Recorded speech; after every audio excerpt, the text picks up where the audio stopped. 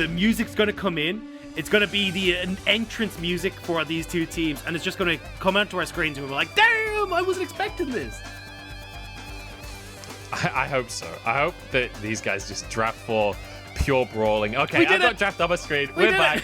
We got the Kaisa. We got the Udyr for Karsa to go up against Bo's Pantheon. We know Bo wants to be aggressive. The Olaf that he's been tearing people apart on was banned away. Now, towards the bottom lane, Lwx gonna go for this Xayah. I mean, it's Kaisa Xayah. What else could anyone have expected out of these two AD carries, right? These are the AD carries for Kaisa Xayah. But the Rell is in the hands of Chris. Once again, we know what he can do with this one. He is so damn good on this Rell, and it's not about staying in this bottom lane, it's about getting out, working in conjunction with Bo, and especially when Bo's on this Pantheon, they can tag team up and get a huge amount of pressure towards Doinb in that mid lane. So expect both the jungle and support for FPX to do a lot of work together. And on top esports side, it looks like Knight has said, hang on a second, I don't want to deal with any sort of this pesky business. I'm going to take a nice safe pick for myself. I'm going to go towards the Orianna. And now they can look to ban away things that are a little bit more of a nuisance for the Orianna, or even ban away some of these flex picks on FPX's side, like the Renekton's, like the Kleds as well, that have just been flexed all over the place. Yeah. I will say, I just want to point out that Doinb in the interview that we saw prior to this draft was like, I'm not even going to ban the Zoe. I've just got counter picks galore. I'm going to outplay Knight Zoe. What is the first ban of this draft we see from FPX? It's Knight Zoe. It's like, come on, bro. You can't say that in an interview and then ban it anyway. Regardless, though, bans coming through. It's going to be Doinb's classic rise taken away from him, and the Alistair removed from Zhuo, which has been his best pick. And also does very well against this Rell, right? It's been kind of the go-to when you don't want to go towards the Thresh. Alistair has come out as the prevalent pick.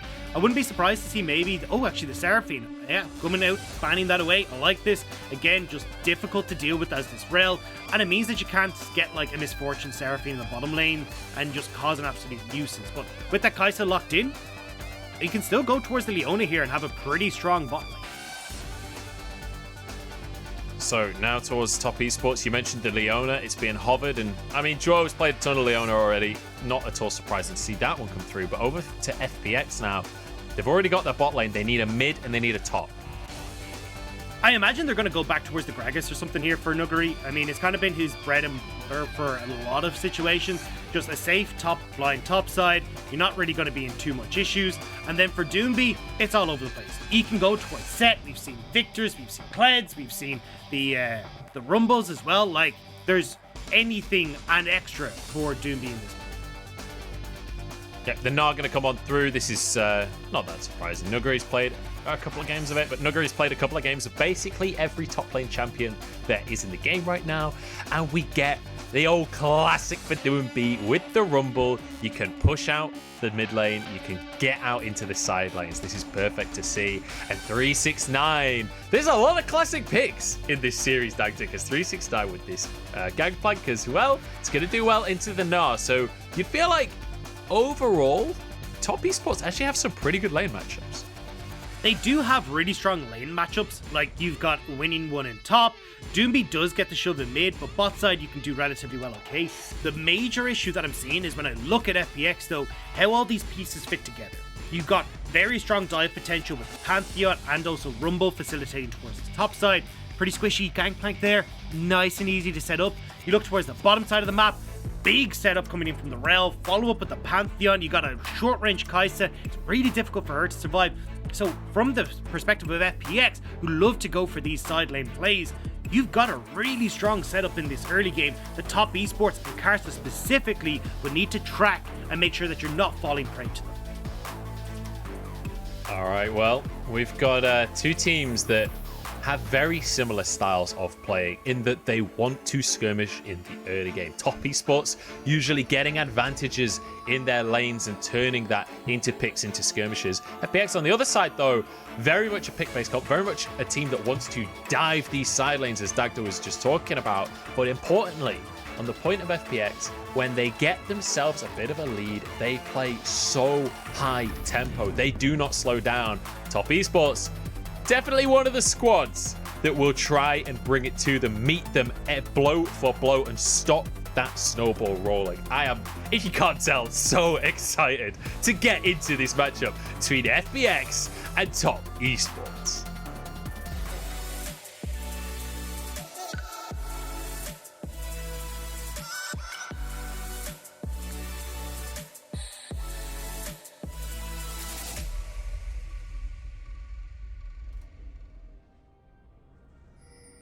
We are on to Summoner's Rift for Fight Night version 2 here. It's Top Esports against FunPlus Phoenix. We've got the world champion AD carries in this bottom lane with Lwx against JackeyLove, and they are on 2 of those signature picks that they won World Championships with.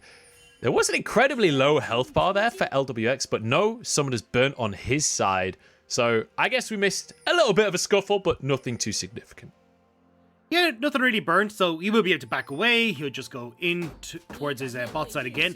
Looks like, at least from Top Esports, they went for this early invade. You can see that red ward sitting at the red buff for Bo. So at least they're figuring out where Bo is starting. Remember what we said.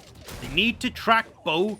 Karsa, with this faster Udyr clear, needs to be matching him toe-to-toe and not letting this Pantheon get any sort of action in towards the lanes. And from Karsa's perspective, that's kind of been his style. This is where he shines, is just stopping the opponents from making any sort of plays in towards the lanes and allowing the strong solo lanes and the strong bot lane of JackeyLove and Zhuo to enact their game plan and their will. Bo's realized that he's been spotted out in this early game. Both junglers starting on that bottom side of the map and pathing towards that top side. And it's not that surprising because both Nuguri and 369 are players that will take over the game if you play around them. And I think from the side of Karsa, he needs to be sure to protect 369. You mentioned it in the draft, Dagda. With a Rumble in the mid lane and a Pantheon, FPX are more than happy to dive.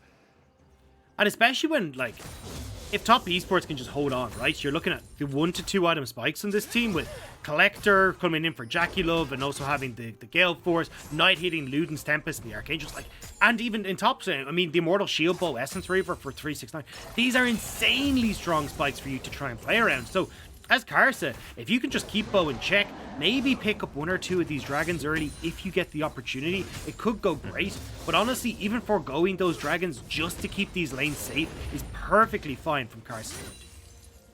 So I want to quickly hit on something before we get too deep into this game, and because I feel like once it starts, it's really going to start, and we're seeing that in the bottom side already. JackeyLove going to be rooted after his cleanse. 1 more auto would do the trick, but that's some good CC from Zhuo. Can he walk out with his own life? He's got his flash available, has to use it, but he keeps the AD carry alive.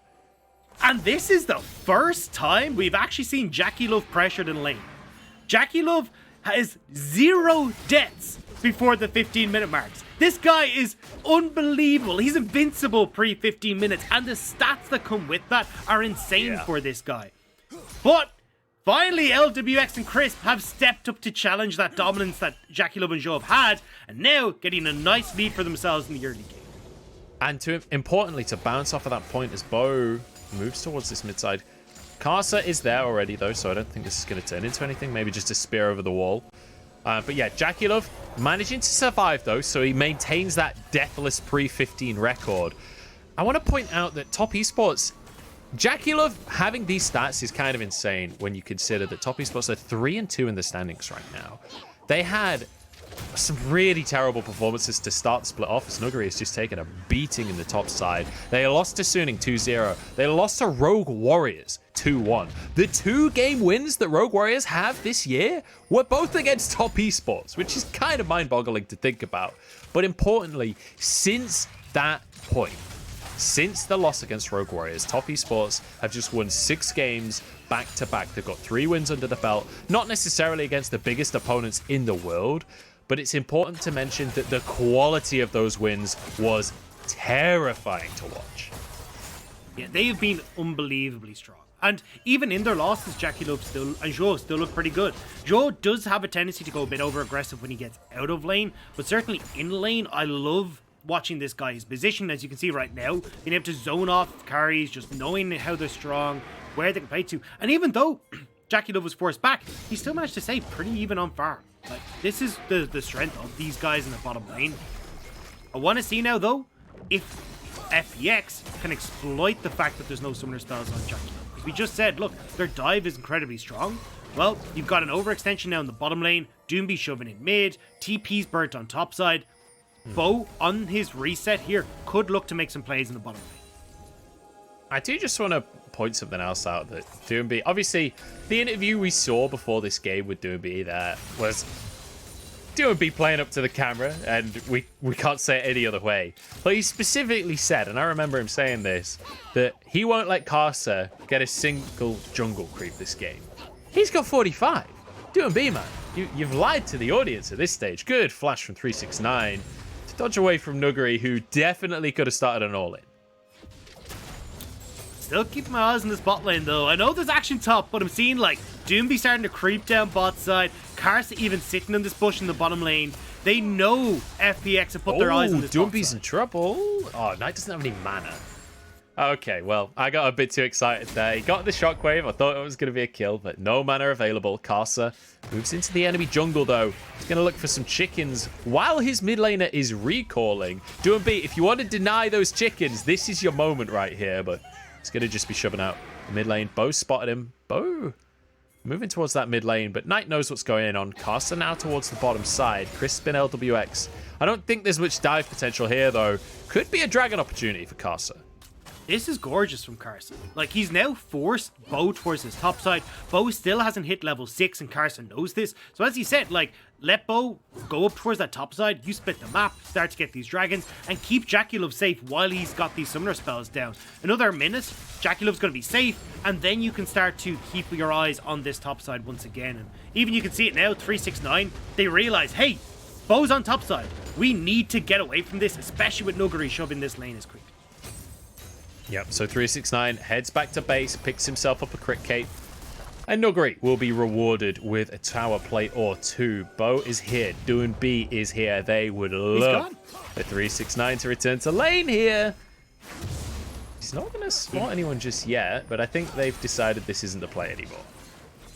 Really smart recall from 369. Keeps himself completely safe, and here's the play that we talked about in the bot lane. Karsa getting the dragon, they're trading it for...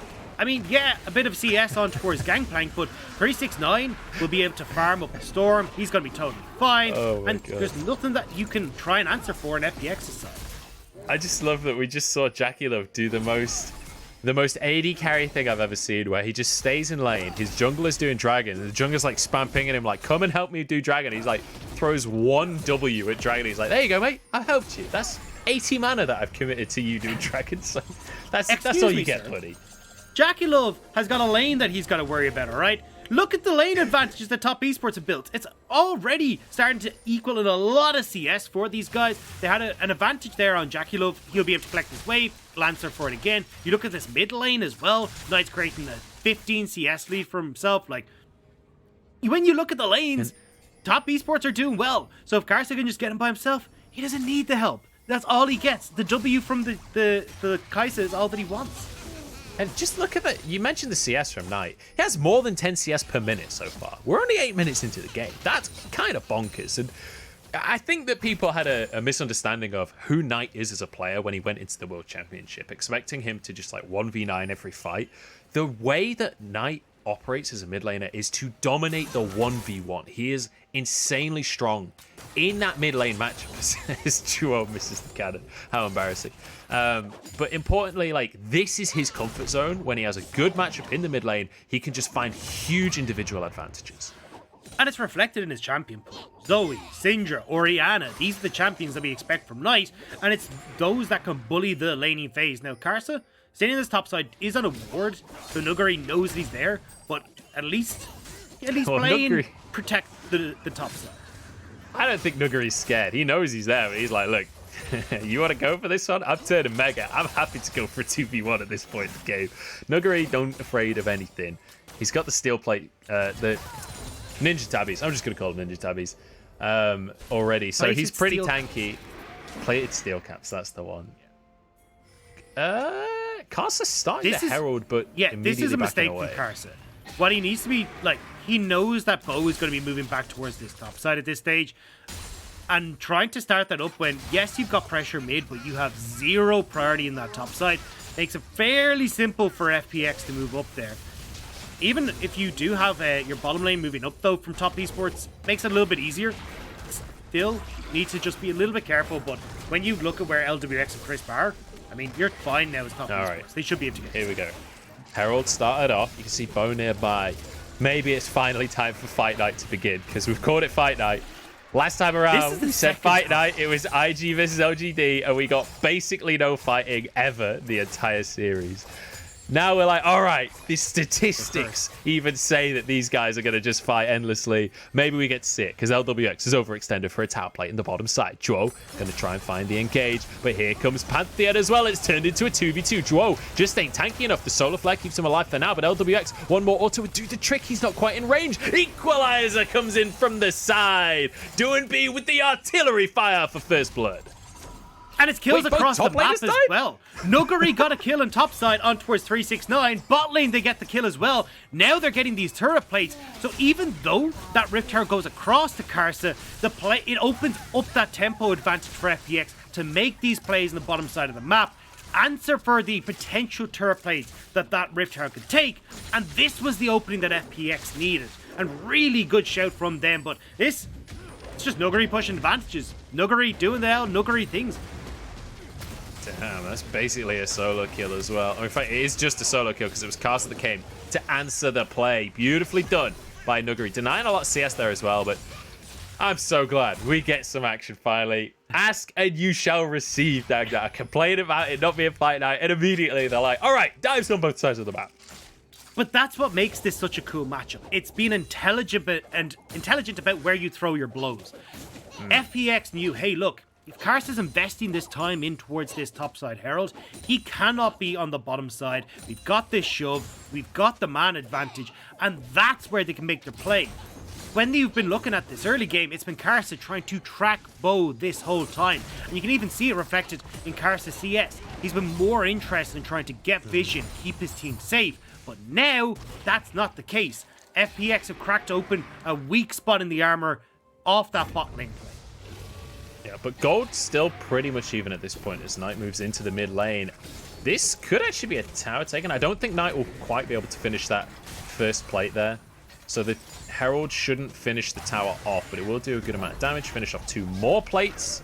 Knight has 4 plates in the mid lane now. Obviously, one of them shared with Karsa, or 2 of them shared with Karsa. But the Drake is up here, Dagda, and it's an Inferno.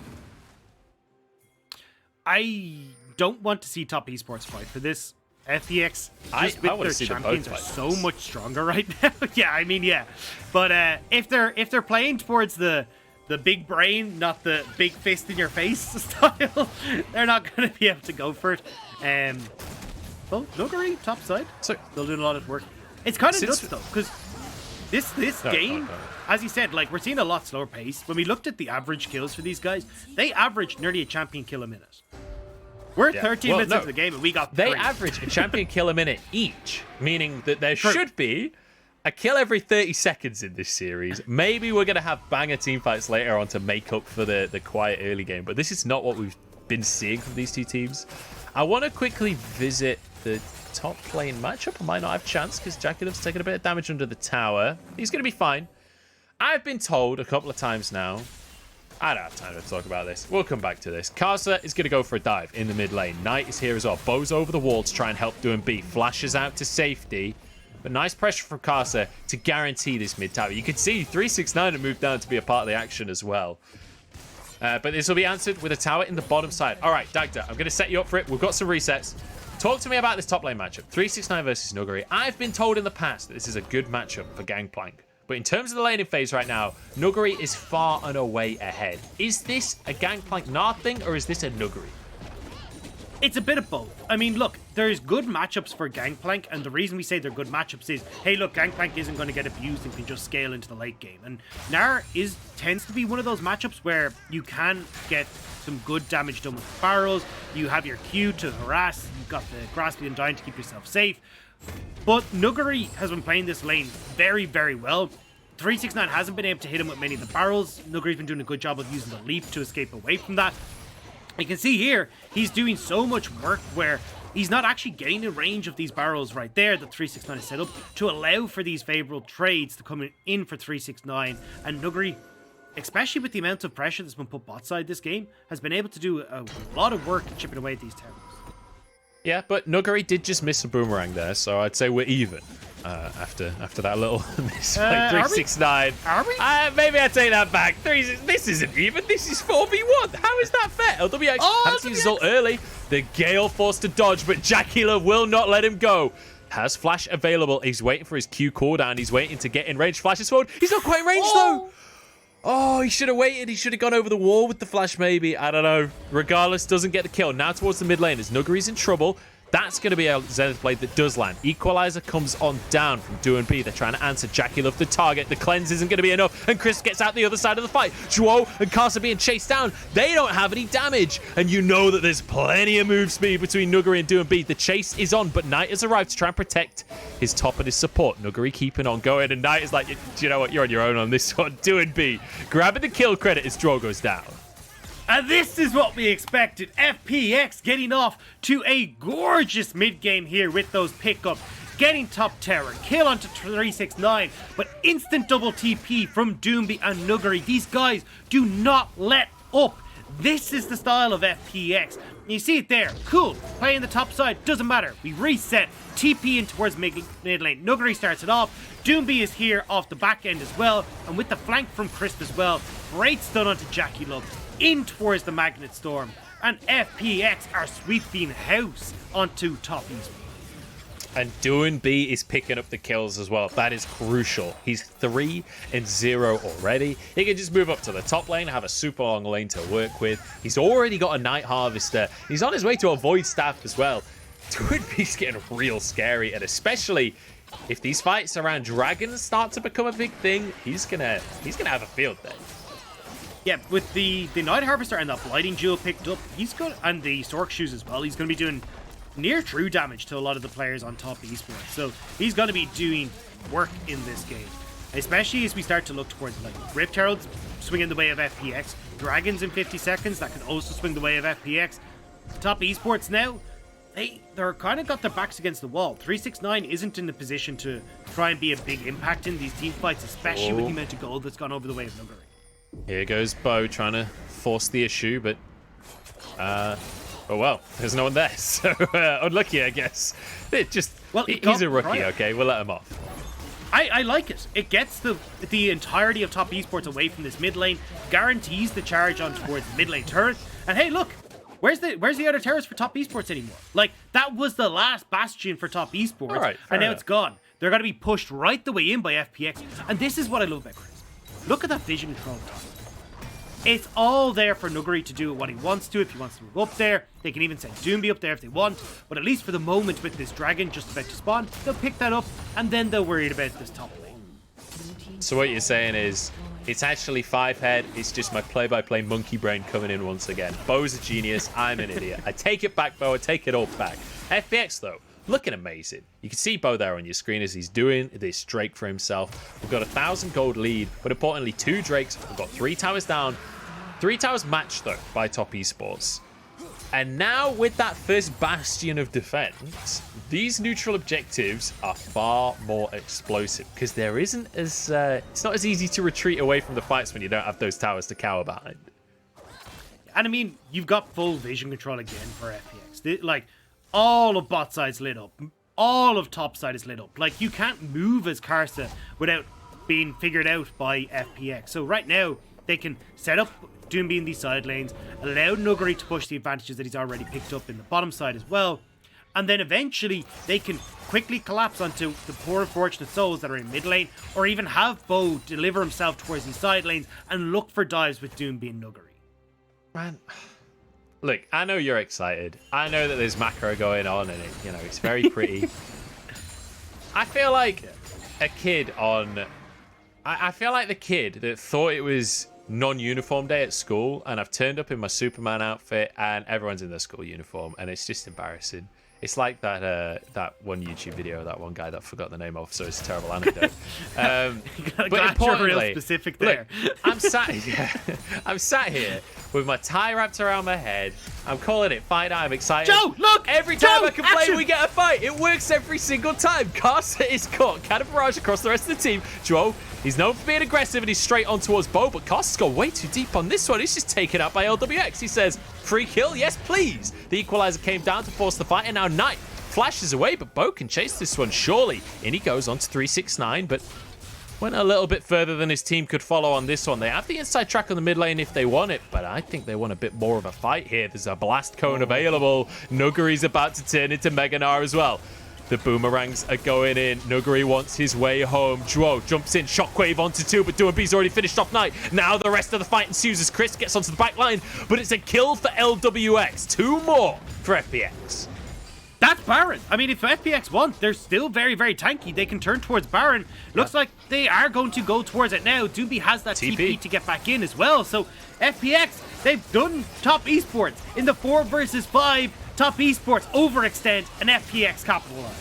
This is what we talk about. FPX play so fast. They will snowball a game. JackeyLove has that killer instinct in more ways than one. 2,000 on the Baron. Karsa over the wall wants to go for a smite steal if he can. JackeyLove's in. It's taken by Doinb. Nuguri zoning the rest of top esports as 369 and JackeyLove walk away with their lives. But FPX once more take the lead. It would have been a miracle steal from Karsa. He is 2 levels down on Bo right now. This trying to keep track of Bo in the early stages has now come back to bite Karsa. He ain't got a lead. He's an Udyr that's behind, and FPX are firmly in the driver's seat. Let's take another look at this, because this is Karsa starting it all off, but Bo's just like, and what, mate? He literally didn't take any damage. He just walks away from that one. And but that's the thing. mean, Crisp is the same. If you got to chase that far, where Zhuo has to flash over a wall to catch up with Karsa, you might have gone a bit too far, buddy. And it means that in that case, well, FPX are able to collapse. They don't even have Nuguri. Nuguri's still walking from this bot side. So the fact they're able to get the kill in the 4 versus 5, then chase down the rest of top esports to turn into Baron, just says how far Karsa had gone overextended there. And I think that's the thing when you play Udyr sometimes. You think you're the fast, but don't realize everyone else isn't fast. Yeah, it's, I mean, we've gone from like a ooh dear to a ooh dear.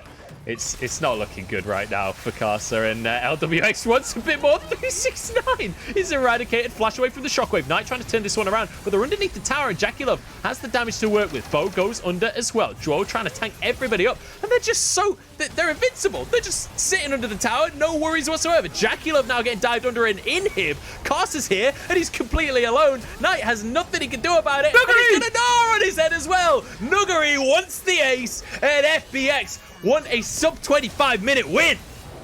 Holy moly, this game broke up out of nowhere. FPX diving the inhibitor tower, and you're right, Munch, they're just going to end. This is terrifying. FPX, I tweeted it out the other day, they are looking like one of the strongest teams in the league. I think these are our spring champions that we're witnessing right here. They're going to go for the Nexus. In fact, they want to finish off these players first. 369 is trying to do what he can, but Lwx has a lot of damage. The Nexus will be focused. FPX trying to end the game, but they're not focusing enough. The Nexus still surviving. Oh my god, top esports stopped them in their tracks. Bo doesn't have the damage, and JackeyLove sweeps up. It's kind of a commiseration prize, though, because that Nexus is on like 150 HP. You get some kills, but your entire game plan is blown up. You've still got like Bo who can get in towards the back there if you really want, but we're going to look at this fight again. Beautiful from Lwx. This is what I love. The confidence that Lwx has brought into Spring 2021. Making these aggressive plays with Gale's Force. Showing why he was renowned on these champions. And when you've got Bo, the mad dog who's been unleashed in this game, jumping into the back line, Crisp and Doinb by his side, FPX can sweep up these fights. And top esports, this is dire. This was, hey, you know, top esports, they've looked good for the last couple of series, but holy, FPX are on another level. Yeah, I mean, FPX, they are just looking... They're honestly, the only way I can think to say it is they look like 2019. They look like the team that went to Worlds and rinsed everybody. The speed at which they played, the split second you make a mistake, you're just done. The thing was, like, in 2019 Worlds, they had a terrible group stage. They didn't look that hot. These guys look unstoppable. Like, look, they looked unstoppable before the group stage, though. I think they were hiding strategies, honestly, in the group stage. But this is the thing. Like, you can see the intelligence that's there. They're waiting for the moment that Karsa tries to go towards Rift Herald, and boom, in towards bot lane. We're going to make the play. We're going to crack open this game. And from that, that's the FPX snowball. Here's the play that you're talking about as well. Knight is burnt down on the backline, finished by a Gale Force as the front line is taken down as well. Every single different part of the team fight, FPX destroy Top Esports. They have been dismantled. And the Nexus falls as FPX go 1-0. FPX terrify me. I am so damn scared of this team. It is unreal. They look so clean. And from a roster that in 2020 had one of the most disappointing splits, I'll say, for a lot of our teams, for them to come into 2021 with Nuguri coming into the roster and this new talented rookie in Bo coming in as well, these guys look insane. Like, they just manhandled Top Esports from start to finish. All right, that's very exciting. Where is your Tygon? Why am I doing Fight Night alone here? Why am I'm the only Fight Night enthusiast left in the world. It's a disaster. Yeah, you're absolutely right, though. FPX are absolutely terrifying. We didn't really... Oh, okay. All right. It's not Style Night, that's for sure. We didn't really get the Fight Night I was hoping for. But FPX do look amazing in the early game. They look amazing in the mid game. They look amazing in the late game. FPX, genuinely, I want to see them against EDG. That is the box that still remains to be ticked for me in my head. But Top Esports, coming into this one, it felt like a couple of little slip-ups in this game led to so much of an advantage for FPX. And it feels like it was FPX really pulling a lot out of very little that was given that way. That's the thing that scares me. It's that there wasn't a huge amount of mistakes. There was like Karsa going for that one Rift Herald, and FPX were like, hang on a second. We've got advantage now to go down towards this bottom side. We got a Pantheon that's able to fly himself down, and they just get the pick onto JackeyLove. They turn that into a Terra there. Then it's Nuguri, who again, the reason Nuguri has impressed me so much is that even in matchups where he gets zero attention, or even in a matchup where honestly he's probably behind, or should be behind, he ends up getting these massive leads for himself. We saw it again in this matchup where Gangplank is fine to just scale against Gnar. Like, it's just a matchup that goes relatively even. But because Nuguri is so damn good, especially against someone like 369, he's able to get that turret for himself. Then you get to enact your game plan on towards mid. And as Karsa, you're just like, I can't be everywhere. Like, there's no way that I can stop FPX. And it's just this slow grinding time until FPX are unleashed, and it feels almost unstoppable at this stage. Just like a glacier, even if it's slow, it's still going to move. It's inevitable and it is destructive. And I mean, you talk about Karsa not being able to be everywhere. It didn't look like he was able to be anywhere based on the damage he did that game. Less than both of the supports in this one. But, I mean, in the jungle matchup as well, if you're Udyr against a Pantheon, you can't be everywhere. Pantheon can be. He's making plays on top. He recalls and then ults down into the bottom lane. Bo can be everywhere. He can fly around the map. He's basically the Superman of League of Legends. And that's the thing. Like, I know our champ select was a little bit chaotic, but it's bizarre to me, to see that Pantheon was the jungler left open. Like, Pantheon is the jungler that I feel like fits FPX's style the most. You got this hyper-aggressive early game, champion that can play very well towards side lanes, work in conjunction with Doinb, and like, you've got global map pressure. Like, you ban Doomby's global map pressure because that's how FPX play. Don't give it to both then. Like, they banned the Twisted Fate. They wanted to get this away from them, and then they give it across in the jungler. So I think certainly coming into game 2, you're going to be seeing that Twisted Fate ban. You're going to be seeing this ban on towards Bo for the Pantheon. And then maybe Top Esports can look to play it through their lanes, because the lanes looked good. From the beginning, Top Esports had the advantage bot lane. They had the advantage mid. And although top lane had gone a bit astray, if you can have Karsa right the ship, because he's got a little bit of an easier time in the jungle, I think you can be relatively okay for Top Esports. But you can't be giving these across to FPX with these global comps. Yeah, at the end of the day, the lane phase looked fine, right, for Top Esports. Knight had a 20 CS advantage, but to quote Clement Chu, 20 CS advantage isn't going to win you the game. Like, you come into the mid-game fights, and if it doesn't quite go your way, if someone else on your team messes up, your 20 CS advantage essentially doesn't exist anymore. So, need to see Top Esports working better as a team and figuring out how to play around FPX. And honestly, I don't have any advice for you guys because I don't see a way to play around this team right now. We're going to go to a quick break. Don't go anywhere. Game number 2, I'm hoping will be a bit more of a banger. We should hopefully have some more skirmishes around these dragons.